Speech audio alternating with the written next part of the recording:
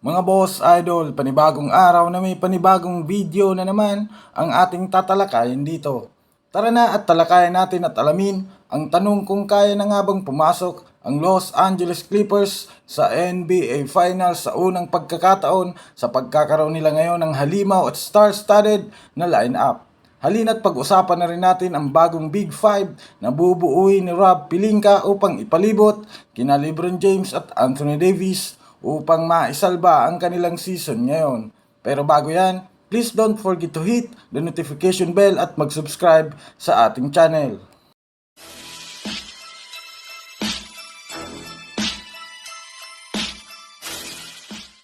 Mga boss idol, tara na at una nating talakayan ngayon ang tungkol sa Los Angeles Clippers.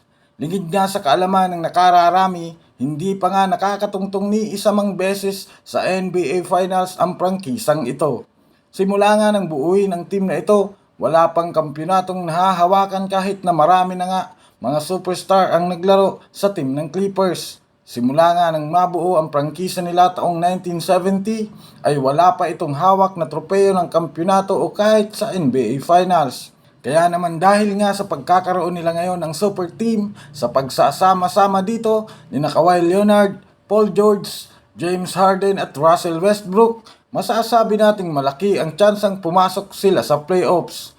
Ngunit syempre may kasabihan nga na bilog ang bola. Alam naman nga natin ang labanan sa NBA ay matira matibay, ibig sabihin kung sinong team ang healthy hanggang sa playoffs ay mataas ang tsansang sila ang umabot sa finals. Dahil na rin naman common itong problema na ito sa kanila ay malamang sa malamang ang pinakadapat nila ngayong pagtuunan ng pansin ay ang katawan ng kanilang mga players.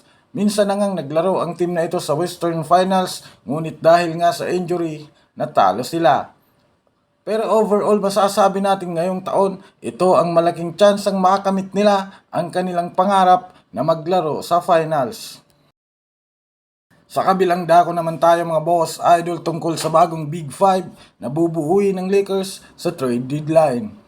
Isa na naman ng laro kahapon ang sinayang ng Los Angeles Lakers matapos sila matalo ng Brooklyn Nets na may hawak na 4-game loss streak bago sila matalo. Kaya naman puro batiko sa trade rumors na naman nga ngayon ang kumakalat sa internet tungkol sa kanilang team.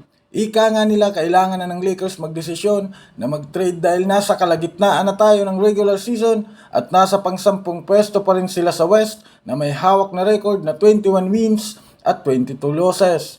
Kahit nga mismo si Lamar Odom at James Worthy na mga dating player ng Lakers ay nagsasabing kailangan ng baguhin ni Rob Pelinka ang kanyang plano.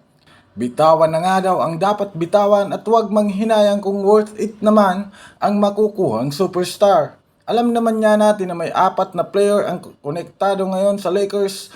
Ito nga ay sina Dejounte Murray, Bruce Brown, Zach LaVine at si Spencer Dinwiddie ng Brooklyn Nets. Pero ang pinaka-request nga nila ngayon ay si Austin Reeves na pinipigilan din naman ngang ibigay ni Rob Pelinka. Makakabuo nga daw ang Lakers ng bagong Big Five kung ipamigay na nila ang kanilang hawak ng mga assets at malaki ang tsansang makuha sina Dejounte Murray para ipang tandem kina LeBron James at Anthony Davis.